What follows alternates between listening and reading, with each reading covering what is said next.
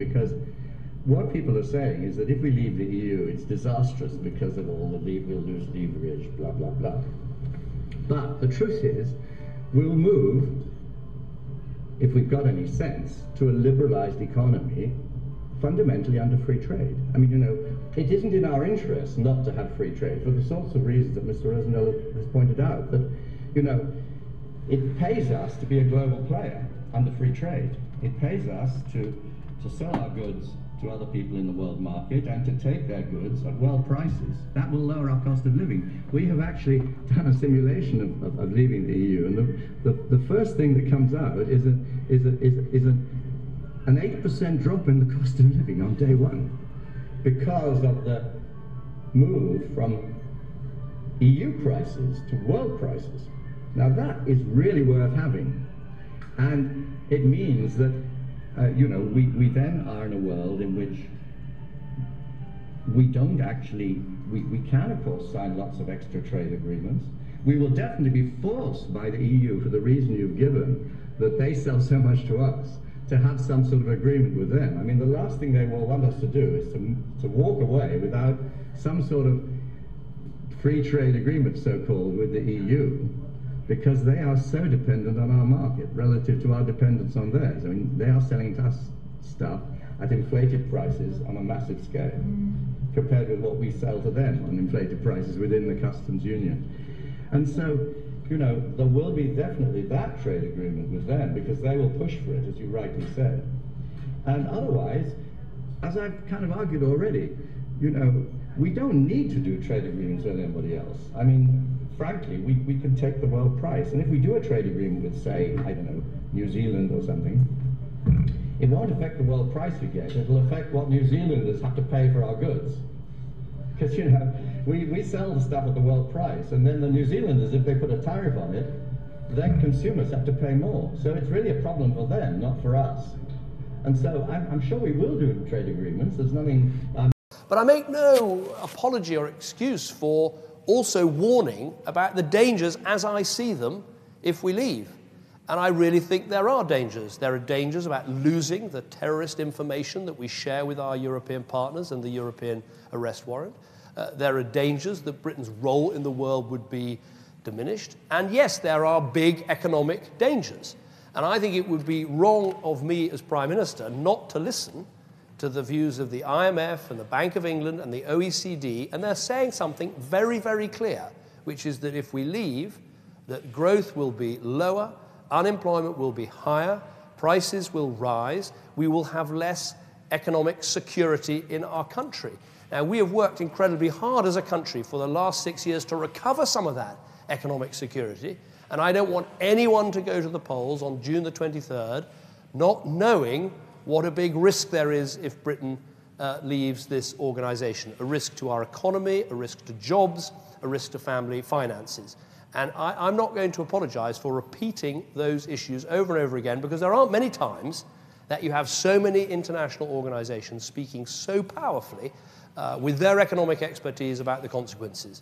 And I think actually people want to know that, and people want this debate to focus both on the advantages of staying in, but also the disadvantages of leaving. So I think we've got here a very clear set of arguments that completely demolish the economic case for leaving the European Union. And we have a very strong argument for saying that the status quo isn't just a sort of static, let's stay in and keep what we've got. It's an argument that says this single market is growing, it's expanding, it's going to cover energy, it's going to cover services, it's going to cover digital, and it is a key advantage to our economy, to growth and to jobs and investment to stay in. Final thing I would say before taking any questions is I hope that you, as leaders in business and enterprise and entrepreneurship, will feel free to speak out. I don't mind if businesses speak out for leaving or speak out for staying, but I want people to speak out. I want the British public to have the fullest possible debate. They deserve to hear from businesses, large and small, about what you think. I don't want anyone to wake up on June the 24th and feel they weren't given the facts and the figures. So if there's that little voice in your head saying, well, I shouldn't take sides, it's a political issue, yes, it is a political issue. The British public are sovereign. They will decide But let's make sure everyone has the facts, because I'm in no doubt, having been Prime Minister of this country for 6 years, that on the economic argument alone, there's no doubt we are better off in and we would be worse off out. And I'm going to make that argument very clearly for the next 36 days. Thank you very much indeed.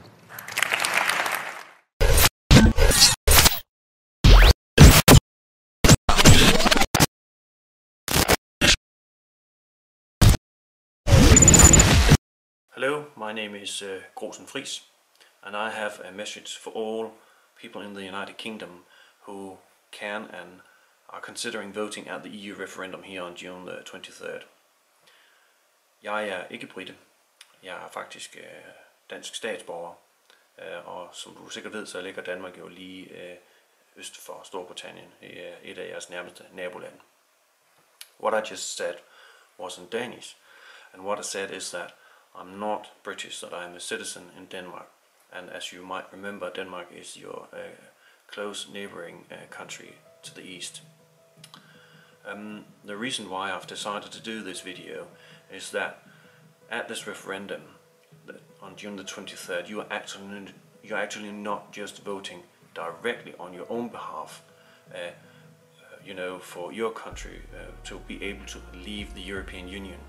You are actually also voting indirectly on my behalf and on behalf of many other people in other countries in the European Union, because if you vote to leave the European Union, you will, in my mind, you will without a doubt start a new movement where citizens in all other countries in the European Union, where they want to have similar referendums where they can vote and decide their own destiny. Should they stay in the EU or should they leave the EU? Now, I actually used to be pro-EU, but today I'm very much against EU, and there are many reasons for that. First of all, I think that the European Union is very undemocratic. For instance, the entire Commission, the chairman of the Commission and the EU President, they are not directly elected. They are indirectly selected instead. Another thing is that the European Parliament, that is probably the only parliament in the world where the parliament members themselves cannot propose legislation.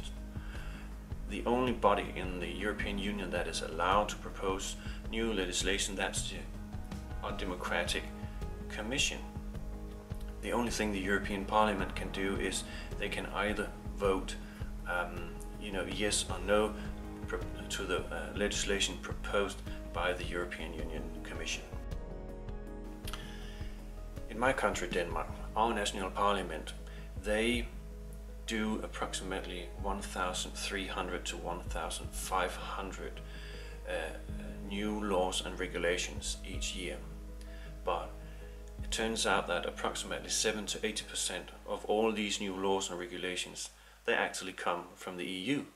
So what I think is happening is that the national parliament, they actually just ratify all the new rules and regulations that come from the European Union, more or less automatically. It's only the remaining 20 to 30% of the new laws and regulations that are actually made by our own national politicians.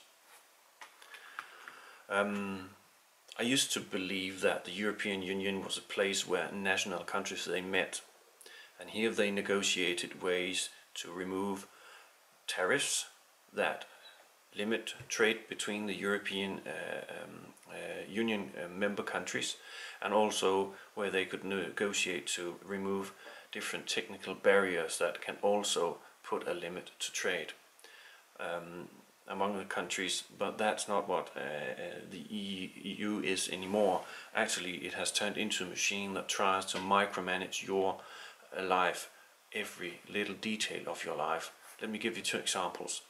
For instance, the European Union has decided that in order for you not to use too much electricity, well, your vacuum cleaner is not allowed to run on an engine that is more powerful than 900 watts. That actually makes vacuum cleaners less efficient. So I actually believe that now you spend more time vacuum cleaning your floors than you did before, because the engine of the vacuum cleaner is now limited to approximately 900 watts.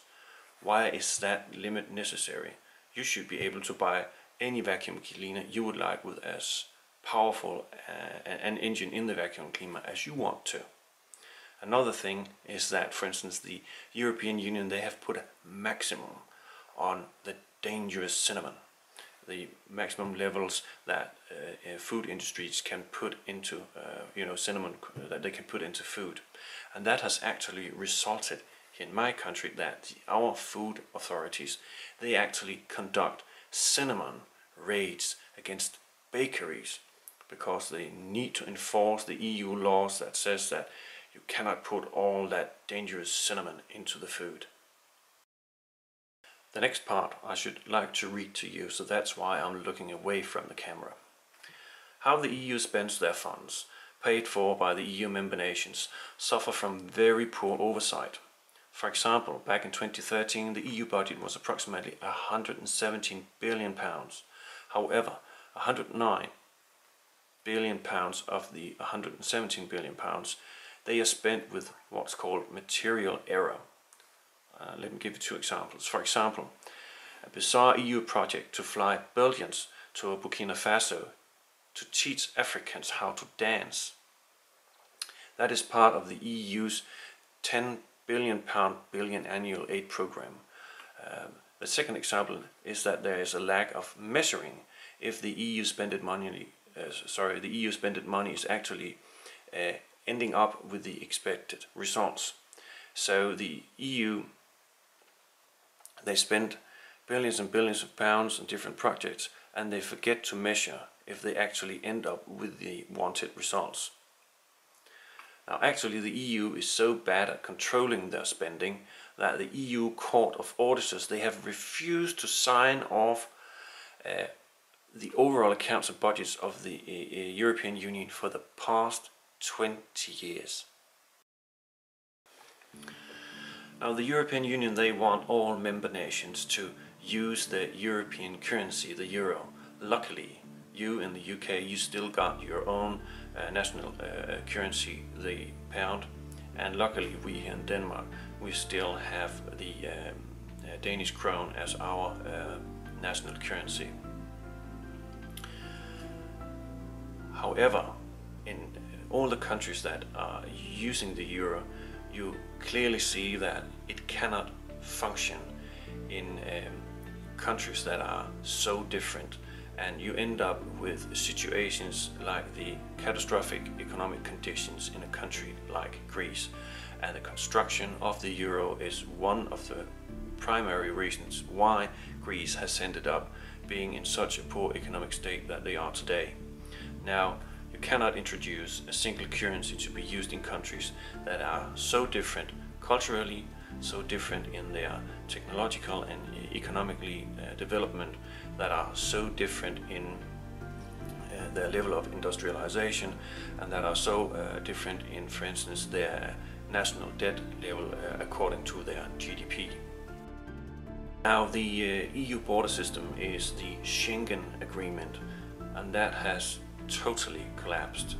The outer borders of the European Union is not protected, and the millions and millions of refugees and migrants, primarily from Muslim countries in Africa and in, for instance, Syria, well, they show that since they have been able to come into the European Union, well, that shows that the Schengen border system has collapsed, because they are not outside our borders. They have very easily been able to flood across our borders. Now, many of these millions of people, they are not refugees, they are economic migrants. And the reason why I have no doubt about that is that it's not women, children and old people that are the most part of all these millions of refugees. You know, women, children and old people that flee from war. No, instead it's in most parts young men that come into Europe. Actually, if it is war that they are fleeing from, the men should actually stay back and fight a tyrannical government, a dictator, and the women and the children, the old people, they were the ones who would be sent away into Europe for peace until peace has been reached in their own countries.